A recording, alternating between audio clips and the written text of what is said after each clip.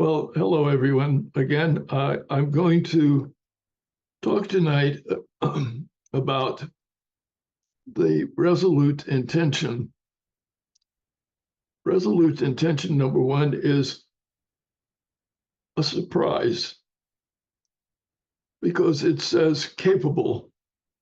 And from one point of view, you can ask the question, what makes that Buddhist? What makes that a resolute intention for Buddhism? But it's a very important issue. That is, we all need to figure out what we're capable of doing. What is it that we can do? And at times, we need to know what we can't do. I always felt that one of the most striking things about the way in which Master Xing Yun led Hoguan Shan is that he would recognize in people a capability which they themselves had never recognized on their own. And he would assign people to do things which at first just seemed to overwhelm them. And then they would rise to the occasion and find out, I did have the capability. I could do this. I can do it. I believe that Hoguan Shan has really been built on exactly this idea of everybody finding out what they're capable of doing and understanding that their capability is much greater than they ever imagined before.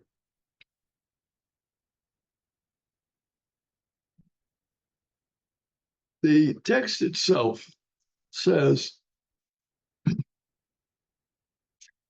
being capable means that you can reach all the way to the great city of fearlessness and security. This is a metaphor. What is this city of fearlessness?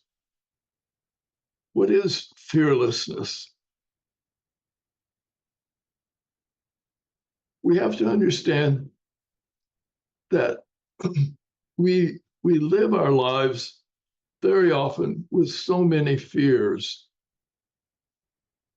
And fear is something which we deal with because we have to remember that fear is a biochemical, emotional response, and that our bodies are severely affected by fear. And often when we have people who have had to live through long periods of great fear, like people in the Holocaust, or anyone who is fearful about their health, or people who are in war zones, or people who are in prison, all of these, they have to deal with not only the fear itself, but the fact that even if things improve, suddenly they can have the fear and they can have the experience as if it was just happening to them all over again. And we call that post-traumatic fear. And post-traumatic fear can also be really hard. When I was in college a long time ago, we had a lot of students who had been in World War II, and they'd come back to go to college. And I was in the men's chorus. In those days, I had a voice I could at least sing a little bit. I've lost that. I don't sing anymore. But nevertheless, I once sang. And we had a soloist, and he was a wonderful singer, had a great bass voice, but periodically he had post-traumatic syndrome from being in the war, and he would suddenly just start to shiver and shake, and he would perspire, and we would all be wondering whether or not he could get onto the stage and perform. And sometimes we almost had to carry him onto the stage. But once he started to sing, it broke it. And he came back to the present. That was my first experience with seeing the extreme of fear and post-traumatic. Now, sometimes fear is, of course, a very good thing. To fear a wild animal is normal, natural, and really a good thing to do. But the fear that we have, which is normal, natural to some event, can often turn into anxiety. And anxiety is a fear which stays with us. It's vague. We're anxious. And mainly we're anxious for the future. We're worried about what's going to happen tomorrow. We're worried about whether our health will get worse. We worried about whether or not the life path that we had set for ourselves would ever be achieved. We worried about the future. So being able to get, as the sutra says, it tells us we are capable of reaching the city that is the state of being that is fearless and has security or a sense of security. Now, the next thing which the sutra tells us is that we're capable of withstanding whatever comes our way. I show up there two paddles. They are bounce back paddles. The ball is tied to a rubber cord, and we used to bounce. And you had the ability to bounce back. That's part of what it says when we can withstand whatever comes. We can bounce back. We can, even in the worst of circumstances, still be able to achieve something. And we do. All of us have this. All of us have this capability. And the sutra says, this is what you get when you deal with the teachings of the Buddhist, that you come to the place of withstanding whatever comes. It's not that you can stop it.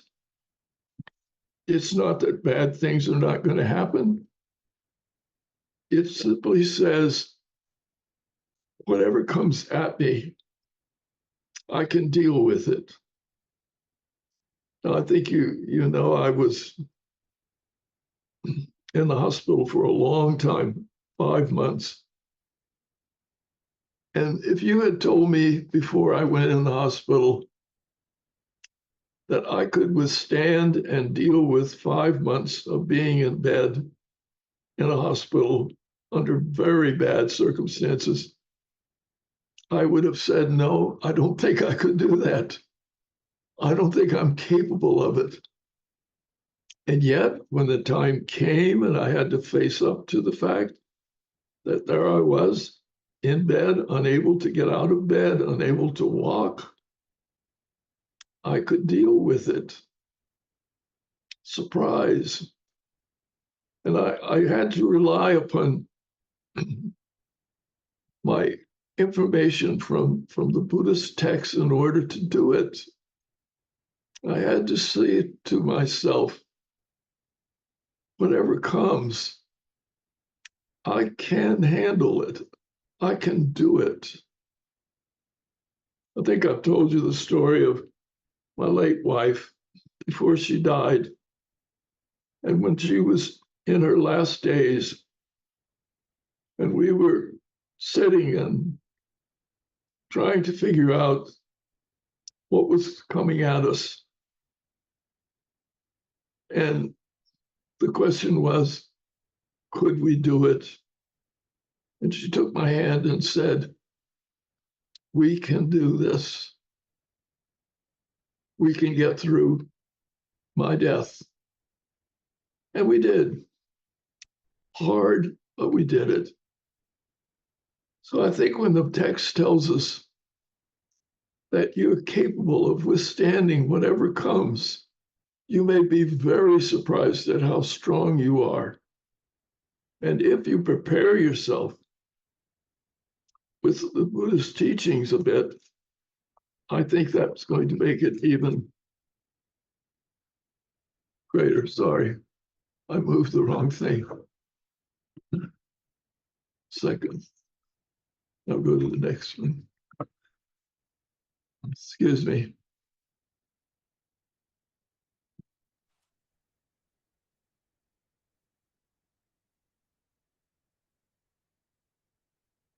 The next thing that you're capable of, text tells us, you're capable of knowing,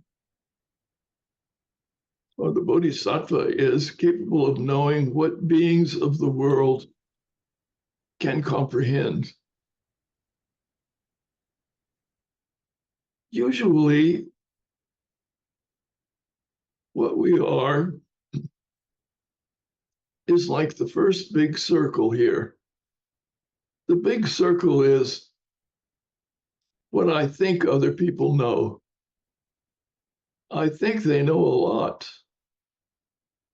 And most of us feel that we don't know so much.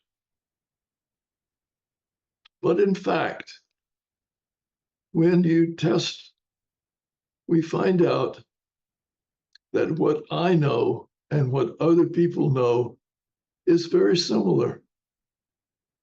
We do know what the beings of the world can comprehend. We are, all of us, living in this world, and we comprehend what it's like to live in this world. You know, the Buddha was a human. He told everybody, I'm not a god, I'm a human. And I'm a human because it allows me to know what everybody else in the world can comprehend.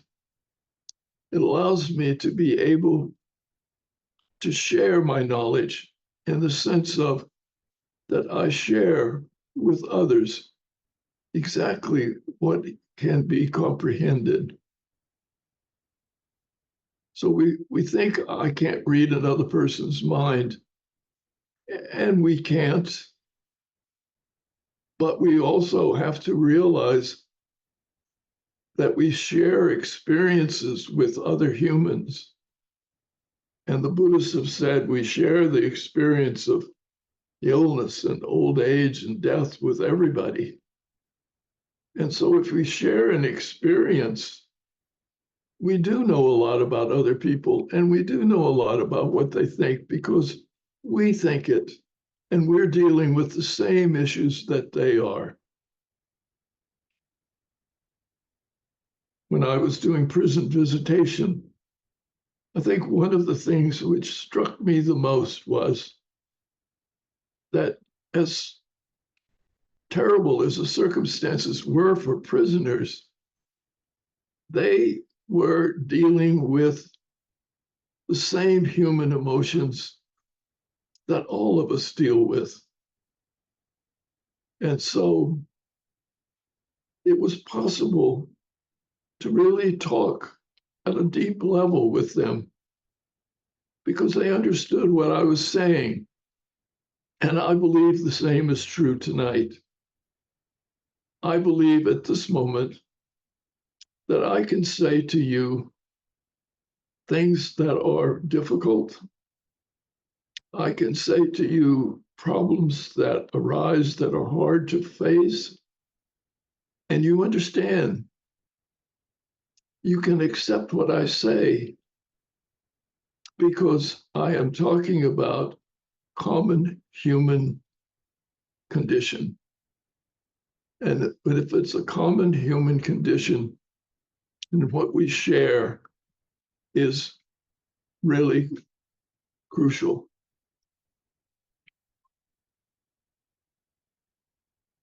Capable. Capable of what? Sometimes we're capable of knowing what no one else can know. What do I mean by that?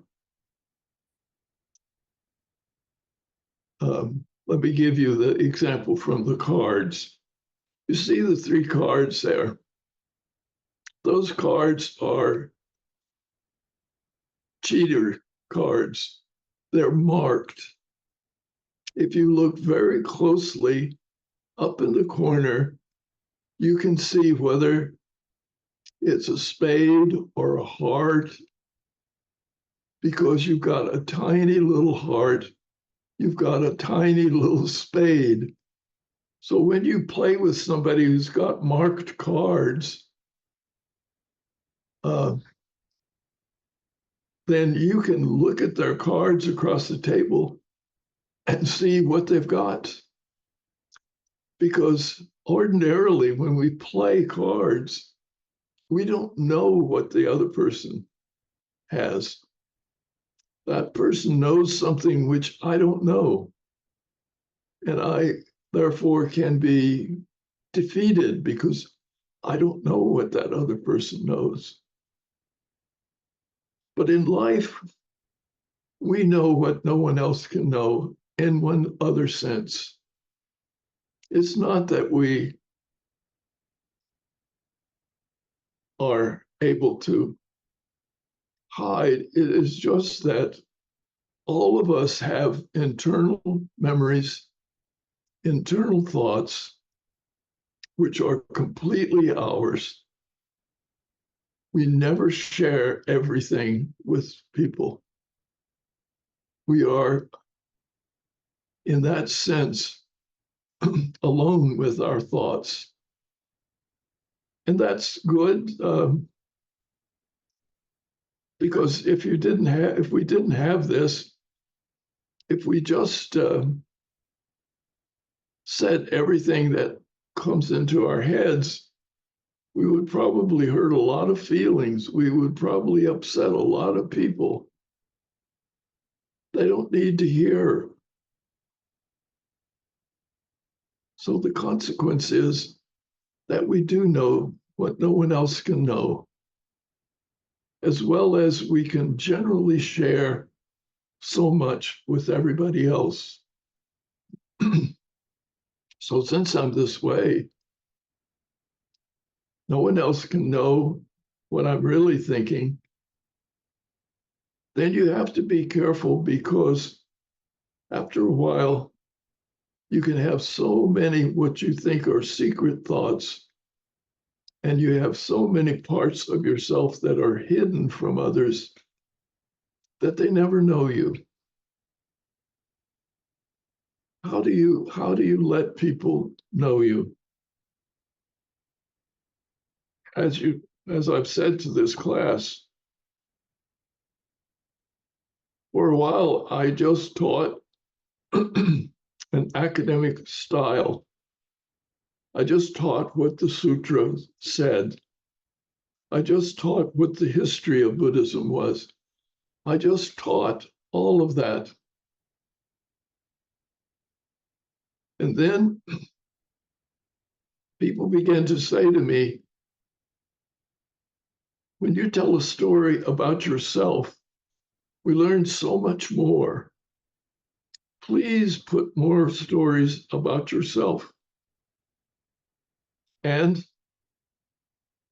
I have started to do that. And sometimes it's really hard for me because I'm afraid that you'll see my weaknesses. I'm afraid that you'll see something that you don't like. So let me share just what I'm talking about.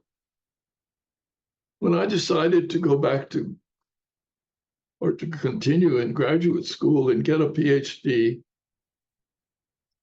I was fearful. I feared I could not do it.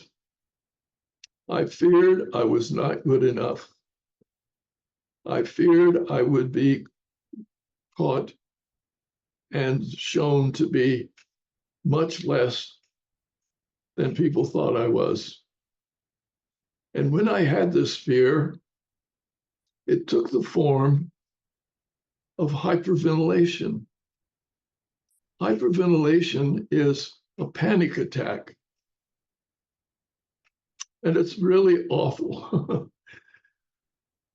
When you're never expecting it, you can suddenly, if you have this symptom, you can suddenly have a panic attack that's just meaningless, just comes from nowhere.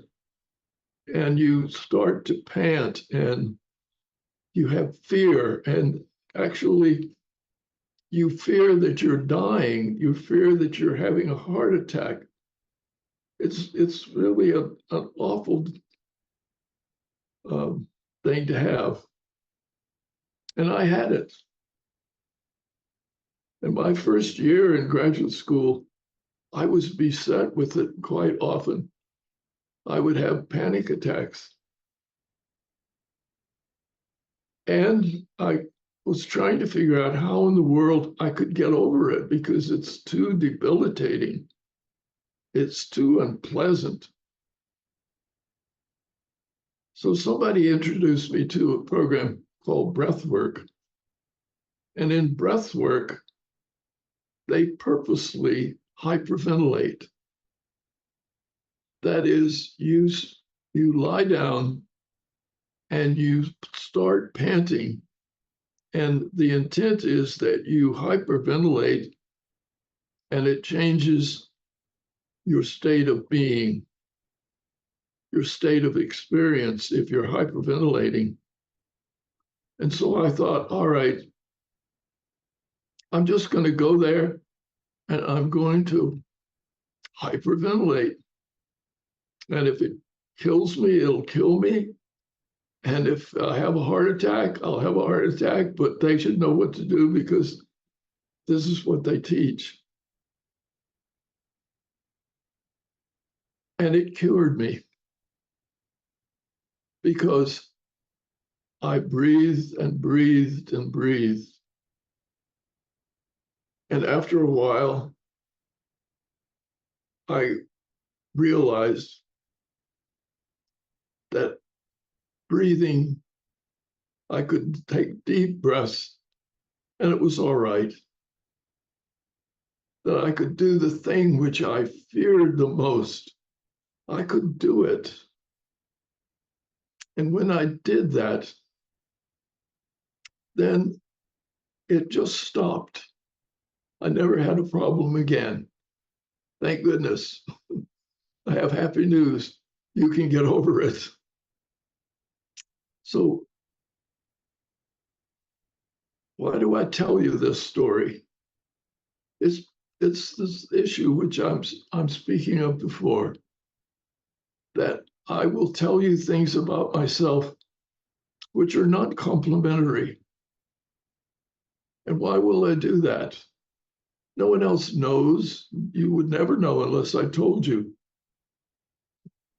But I think in the sharing, it removes the power of what we hold inside. When I hold it in and I don't share it, it is so much more powerful. The minute I share my problem, the minute I let it out, it gets so much better. And that's, I think, what the Buddhist community has always urged us to do. Be in the Sangha. Tell it and deal with life as it really is.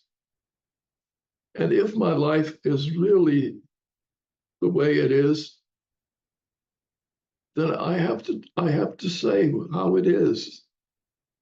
If I want to get rid of the fears, the anxieties, and the things that would keep me and hold me back.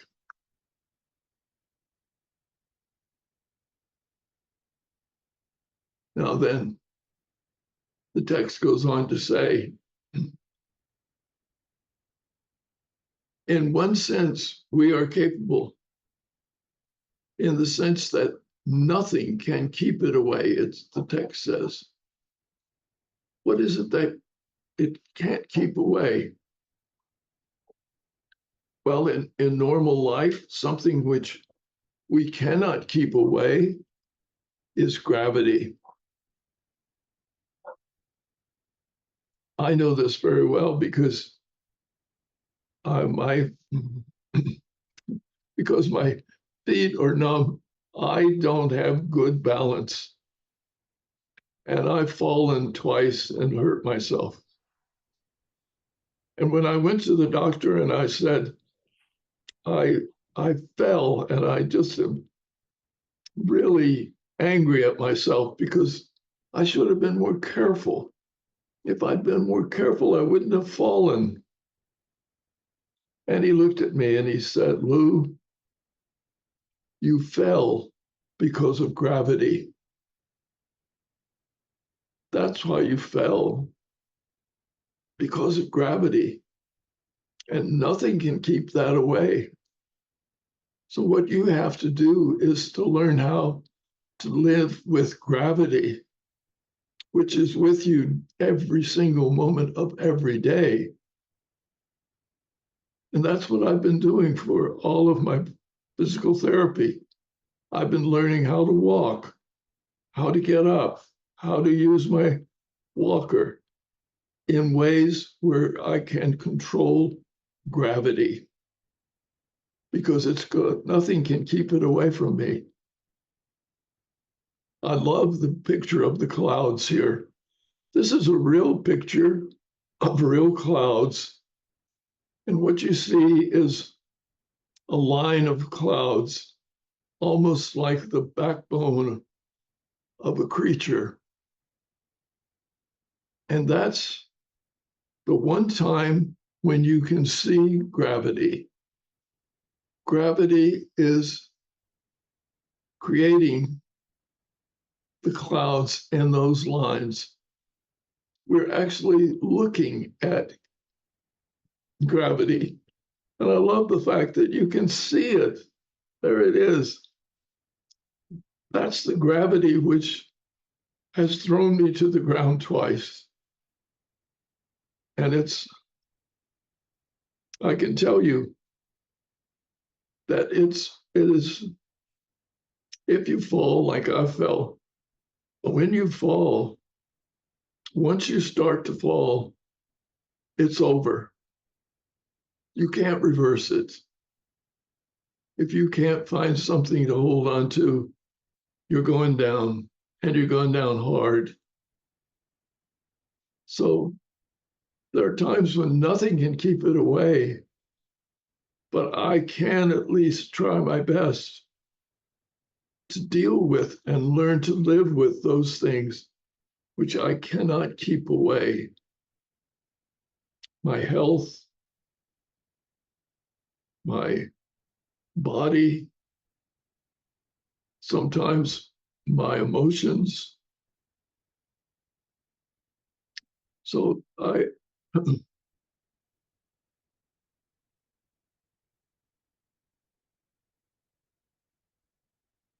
want to have the resolve. I want to have the resolve to gain full, perfect enlightenment. And we can have that. It doesn't mean that I reach it. It doesn't mean that I will ever reach it in this life. Maybe. I doubt it. I've lived 91 years and I haven't reached it yet. The chances are that in what years are left to me, or days or months, that I will achieve it is very, very, very small.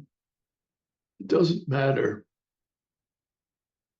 I really would love and like to have full, perfect enlightenment. I wish I could have it. And so just wishing for it, says the Buddhist, is the first step toward having it. If you don't wish for perfect enlightenment, you will never get it. So when we raise the thought, the literally translation, when you raise the thought of enlightenment, when you first think there is enlightenment and I would like to have it, that's an enormous step forward in spiritual development. And so taking a vow, I vow if I possibly can, I will come as close as I can to enlightenment. And it doesn't say how far we're going to get there, how close we're going to get. It just says we're going to give it a try. Again, we are capable of having the wish for enlightenment. Imagine if we couldn't have that.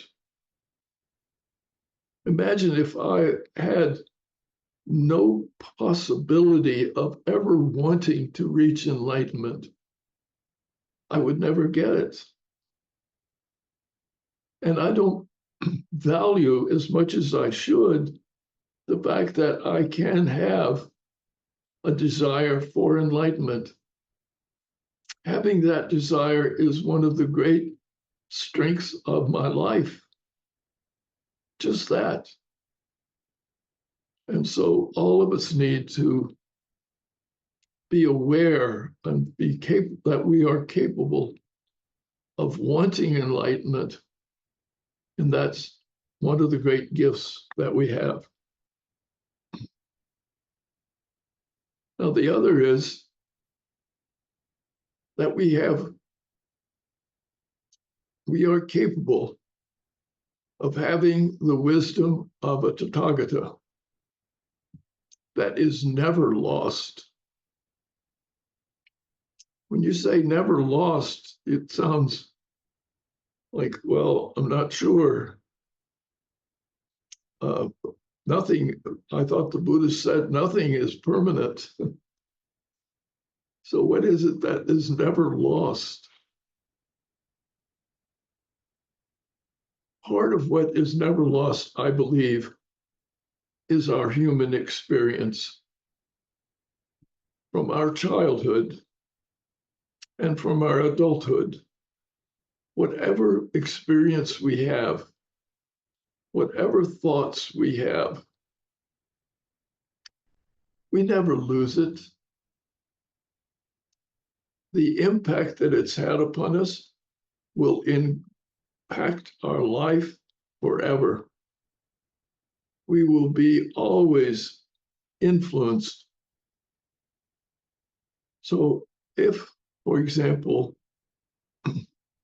when I had hyperventilation,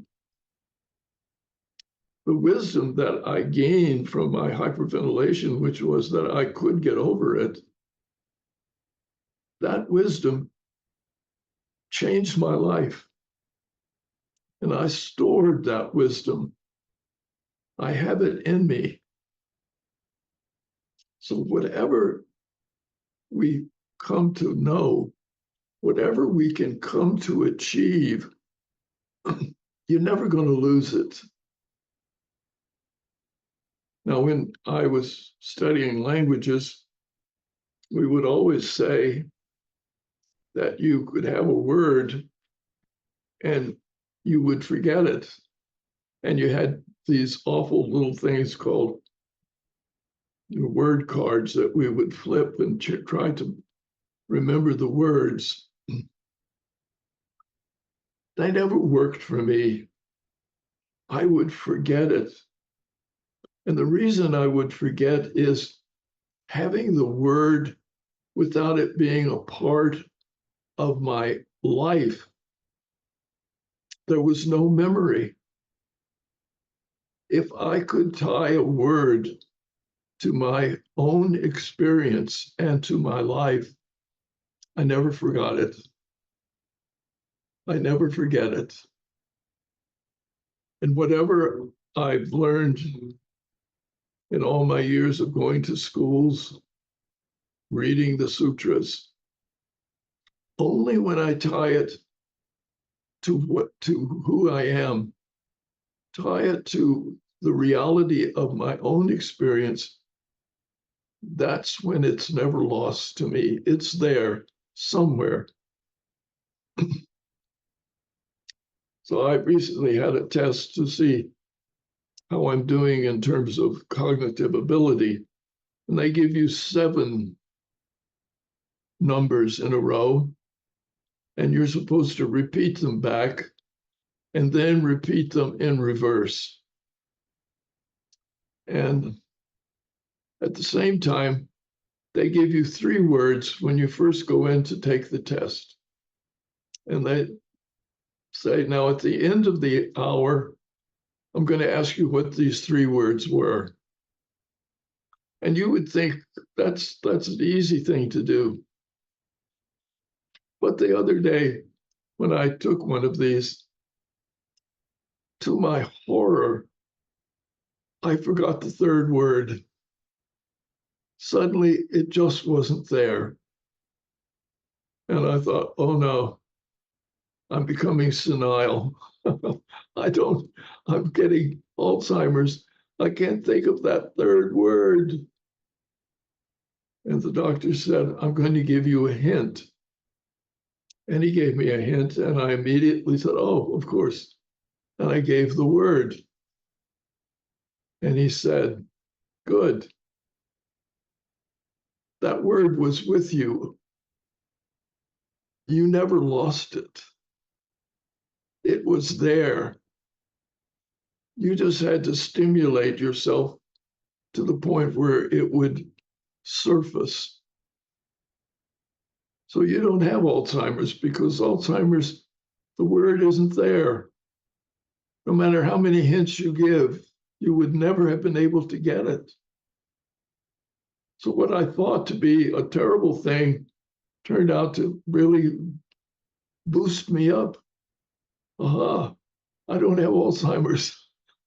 It's never lost. It's there. It's with me. And I believe that this is true for all things. There are lots of things we have that are never lost. We will never lose them.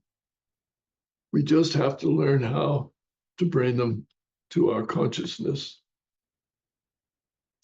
I don't know if you know the poet Walt Whitman. He wrote a beautiful poem about it. And while it's not Buddhist, I love this poem. Nothing is ever really lost or can be lost. No birth, identity, form, no object of the world, nor life, nor force, nor any visible things. Appearance must not foil nor shift, nor shifted sphere confuse thy brain. Ample are time and space, ample the fields of nature, and the body, sluggish, aged, cold, the embers left from earlier fires, the light in the eye grown dim, shall duly flame again. The sun, now low in the west, rises for mornings and for noons continually to frozen clods of earth. Ever the spring's invisible law returns with grass and flowers and summer fruits and corn. This poem gives me such a lift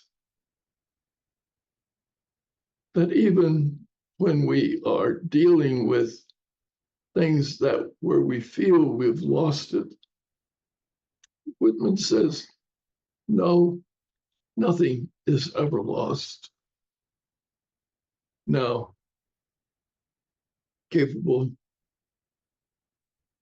we're capable of hearing the teaching without conceiving of a self.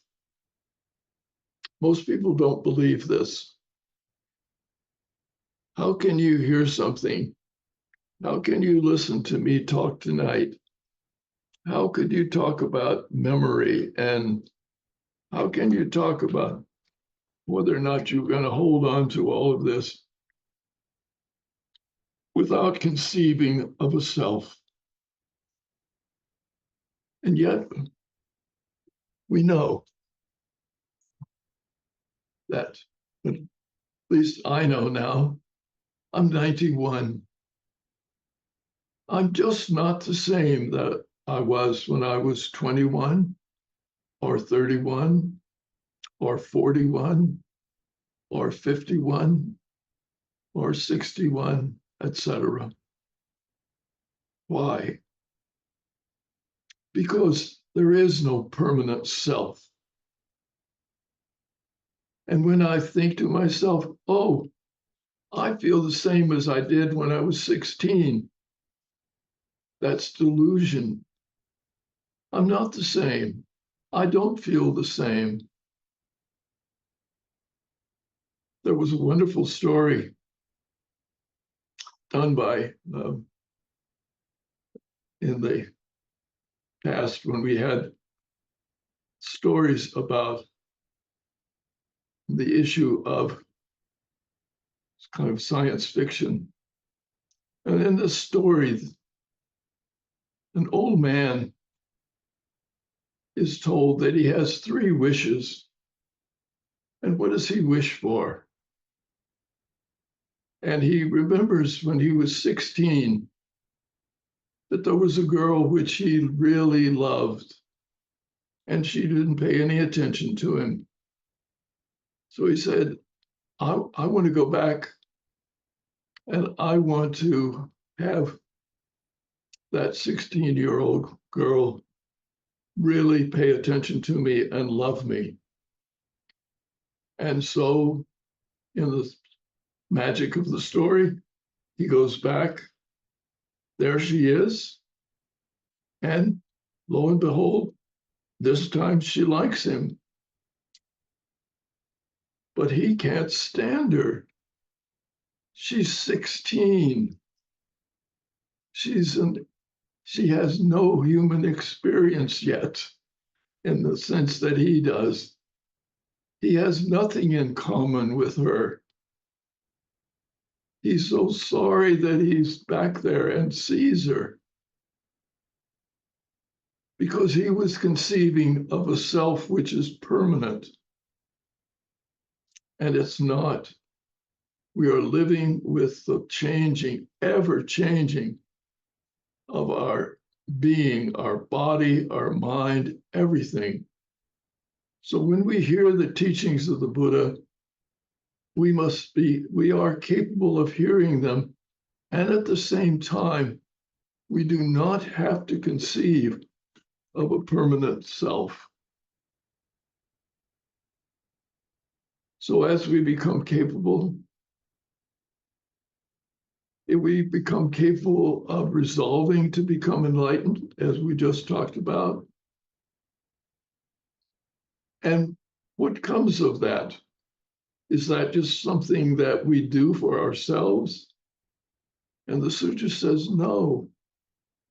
You realize if you do these resolutions, if you start these processes, you do it in order to rescue all beings.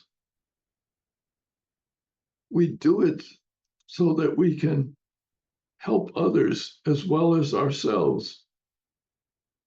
So the first thing, as you see in this picture, the first thing when you're climbing to the top of the mountain is you must climb first and be there.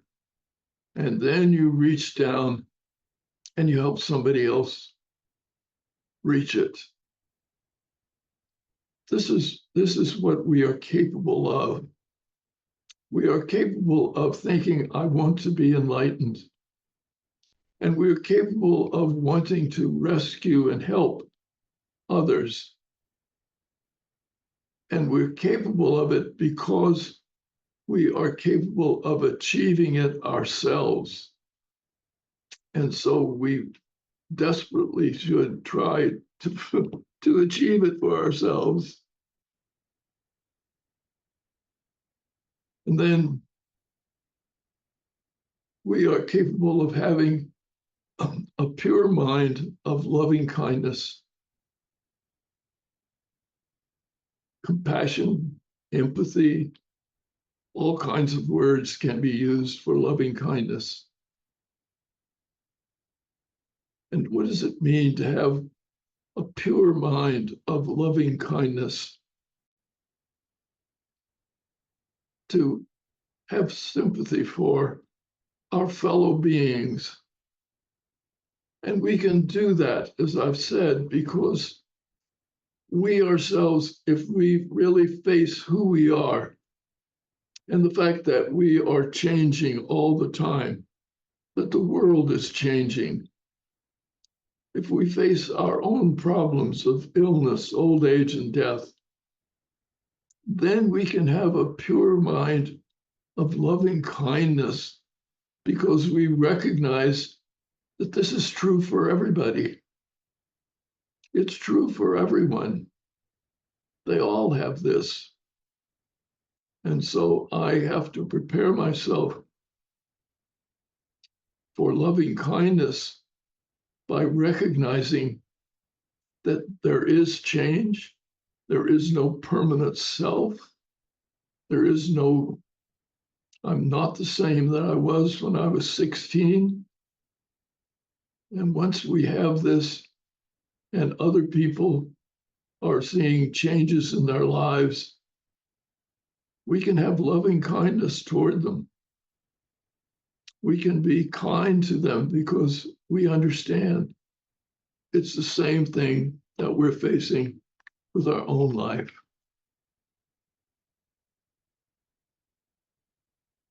And then it says we're capable of knowing the 3 times in one mental moment. We live with the idea that the past is the past. I don't have to worry about it in a way. It's gone. It may leave a residue, but I think the past is past. And the future, it's not here yet. Why worry about it? It's not yet here. But when we realize that in fact, we are experiencing the past and the present and the future in every single moment. Every time I have a thought, just like now I'm teaching you, and I realize the words I just spoke are now in the past. But the word I'm speaking now and now and now is in one moment both the past, the present, and the future. So that we stop thinking about so much of that somehow we're only in the present. We're not in the past and we're not in the future. We're just in the present. But that doesn't hold true either. Every single moment we have all three times. We live with the three moments, and they are all with us, and we live them continually. And so, if we are working hard at all of this, we're capable of purifying thoughts of Buddha lands. How do you purify your thought of a Buddha land?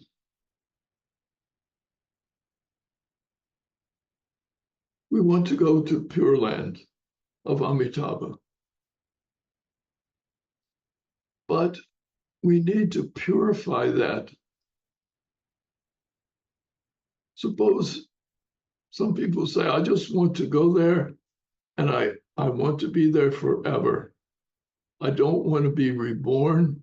I don't want to have any trouble. I don't want to have any problems. I just want to be in the Pure Land. But if we purify the thoughts of the Pure Land, I think it says to us, the Pure Land has to exist in the three times too. The Pure Land has to exist in our lives.